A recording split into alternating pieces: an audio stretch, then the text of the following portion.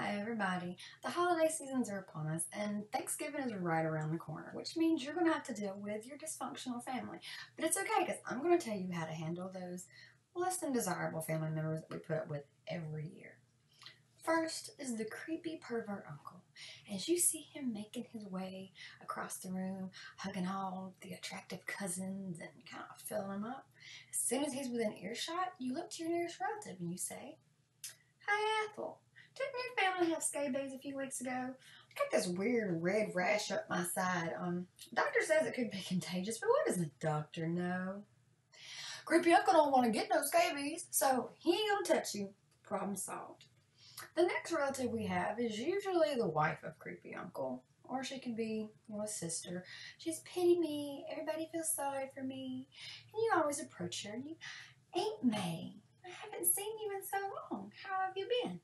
To which she usually replies something like, "Not good, honey, not good at all. I got the gout again in my foot. I threw my back out. My dog's sick, and my best friend moved to Florida. Bless her heart." To which you reply, "Now, the key here is to stay positive, show no mercy and no pity. Gout? That's all that is. I thought you had to have your foot amputated or something. Just lay off the red meat, you'll be fine. Your dog's sick? I hate to hear that. My dog got run over.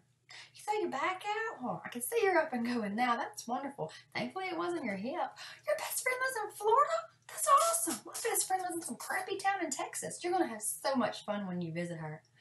Isn't it a good day to be alive?" And then she's going to realize she ain't getting no pity, and she's going to mosey on over to somebody else to get it. Save you the trouble.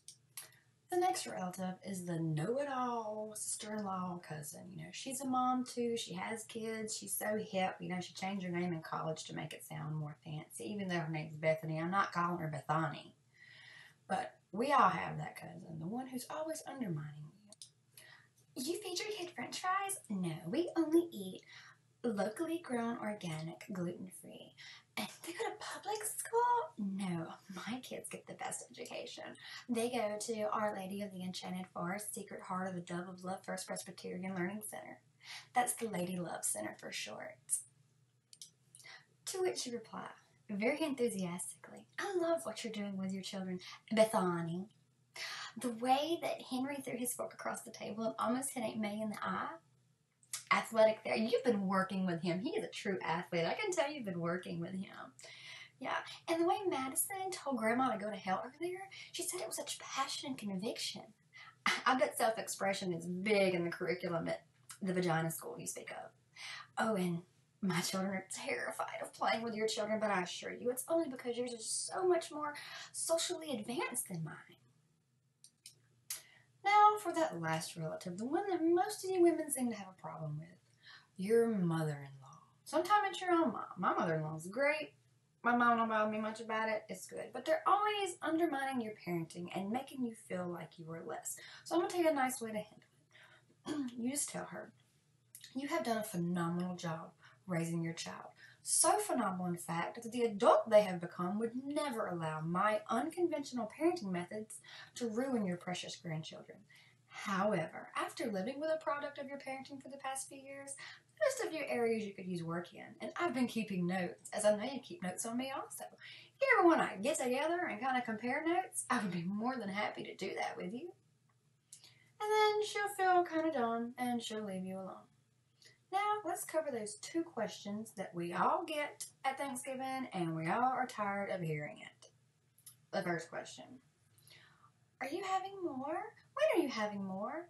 Or when are you going to start having babies? There's three responses for this.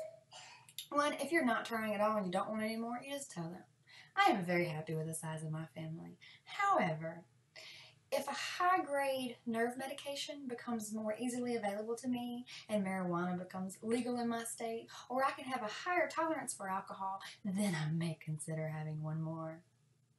If you are trying very hard to conceive, you tell them, "When Jupiter and Mars align in the house of Aquarius, when my cervical mucus is the consistency of egg white, whenever I found the perfect ovulation window and I am at the perfect temperature to conceive, and whenever the planets align and this miracle happens, and then 9 months later I squirt out a baby, and then we will have one.